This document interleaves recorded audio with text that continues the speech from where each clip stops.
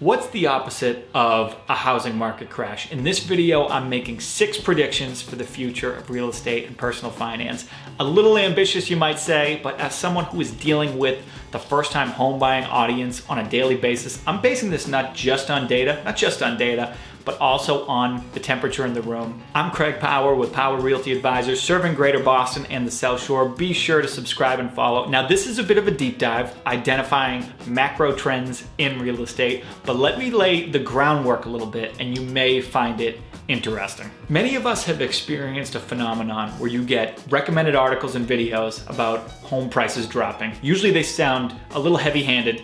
They sound very calamitous, right? My favorite is that guy, Meet Kevin on YouTube, who says the real estate market is crashing every day since like 2014. Here's the thing.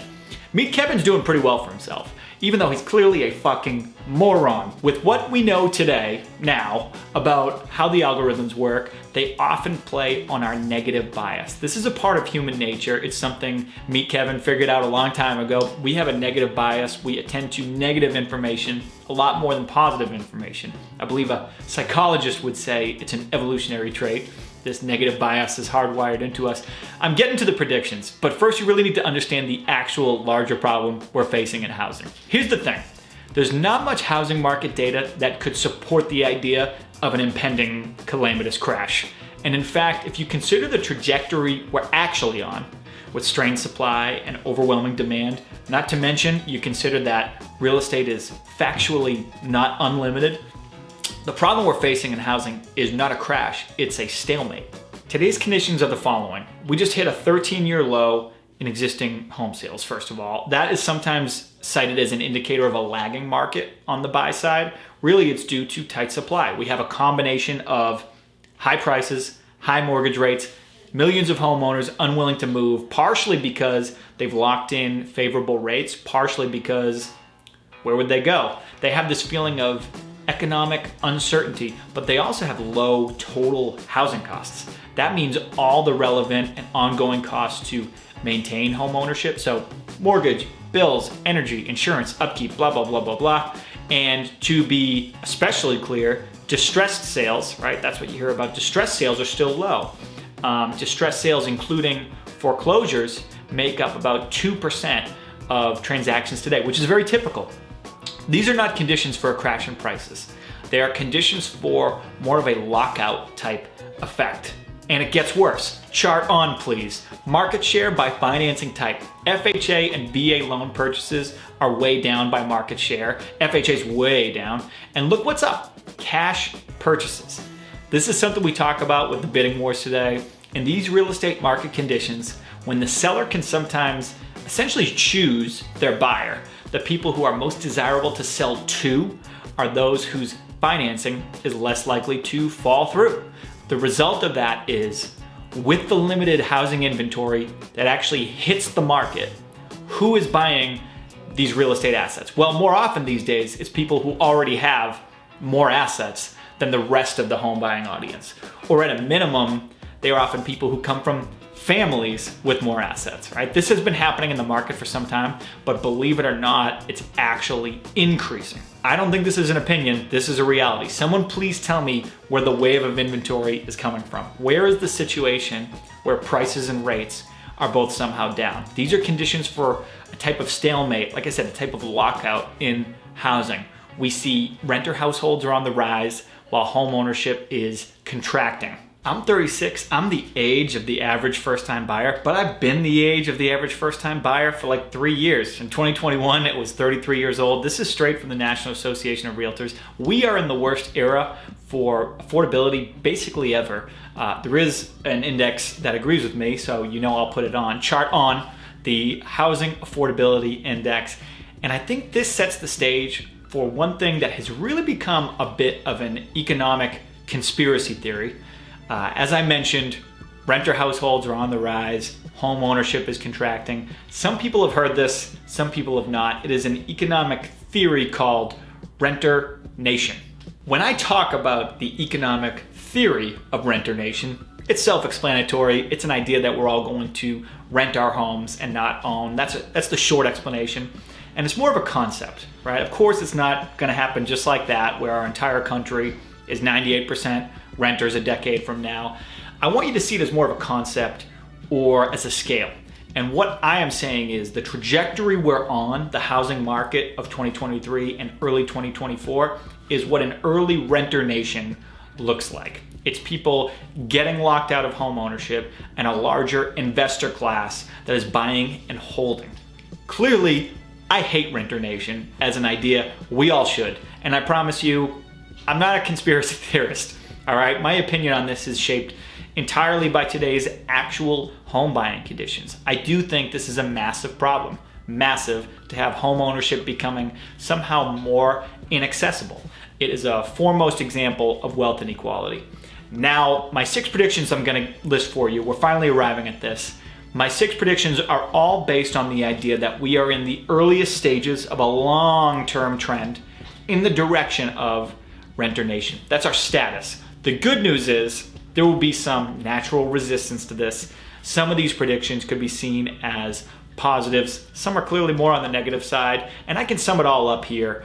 6 predictions for the future of real estate and personal finance. Let's get into it. Number 1, more multi-generational households. We will have more multi-generational households. This is defined as 2 or more adult generations living together. It's more people, aka adults, living with their parents in one form or another. This will be an ongoing natural response to today's market conditions. Nearly 1/3 of people aged 25 to 29 today live in multi-generational household situations. The percentage of people living in multi-generational households has steadily grown for 50 years. In polls, the top reason given for this has been financials. There are some proven positives with this. In many other countries, this is the predominant arrangement, right? There are benefits for the older people. They have family to take care of them. It actually lowers healthcare costs. Singapore famously offers tax breaks for people living within a certain distance of their parents. The older folks, they get pleasure and purpose out of contributing to the household. They might even live longer statistically as a result. And for the younger people, maybe they get help with childcare, etc. They say it takes a village, right? The negative is just that it's just not really the American dream sometimes, is it? Number 2 prediction for our real estate future is a more transient, younger population.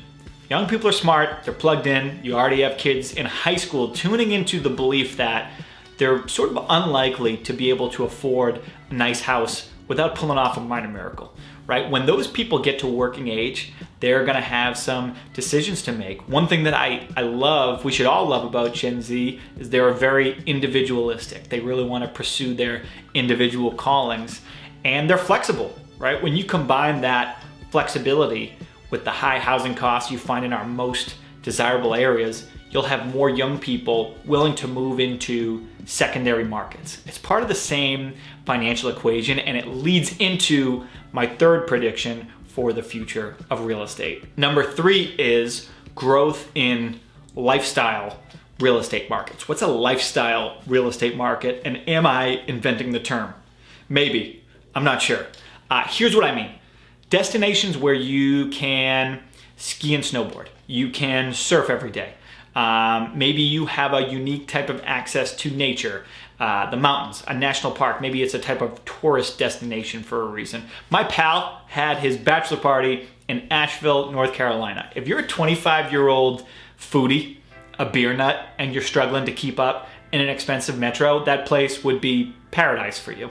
When you examine the financials of the middle class along with the priorities and the mindset of the younger generations, I think this would make a lot of sense. Growth in what might be called secondary markets, especially those that have a unique identity, a unique draw, case by case.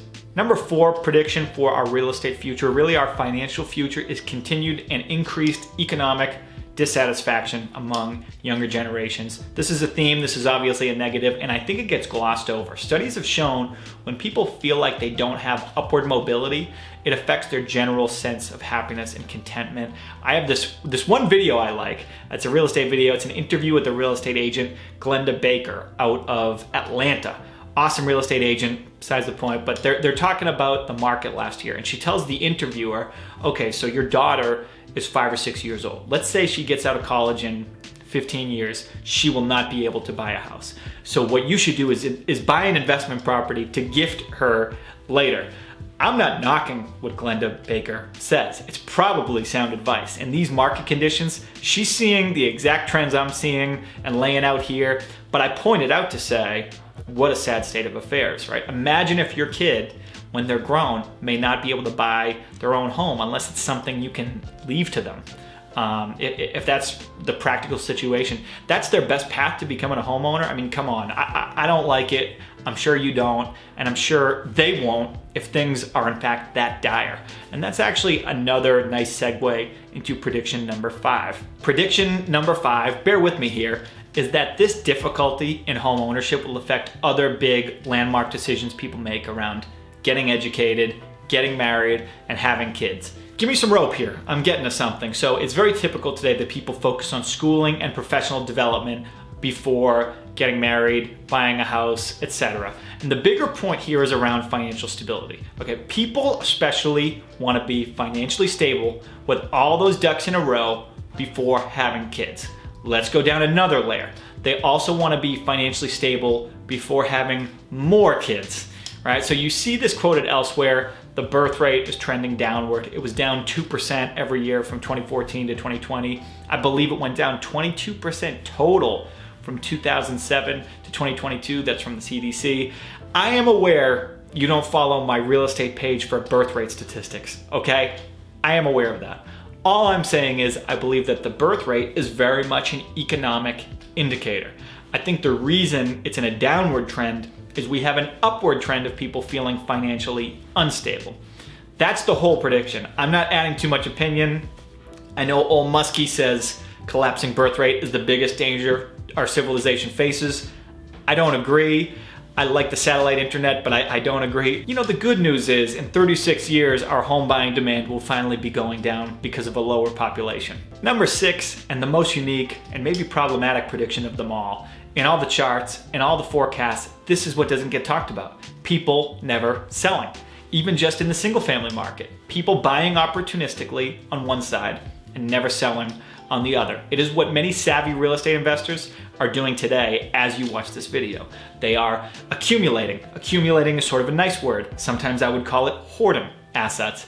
With the limited amount of residential real estate that exists, people are buying and holding on to assets, literally with the idea they'll probably never sell because they already know our circumstances are not leading up to a crash. As I said before, the inventory is locking up. In a crunch like this, with limited inventory, limited development, it is the financially smart and advantageous thing to do sometimes. A lot of the time it's simple dollars and cents. It's a math problem. Remember this every time you see a single family rental. As people gradually catch up with this housing market, we're gonna see more of a buy and hold mindset. They have these assets, they're not gonna wanna lose them. They will find reasons and ways to keep them instead of selling them. Maybe they'll even be holding them for their young kids, like Glenda suggests. I predict you'll see a lot of first-time condo owners, for example, buying their forever home and renting out the condo instead of selling it.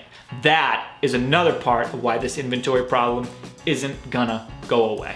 So there you have it, 6 predictions for the future of the real estate market.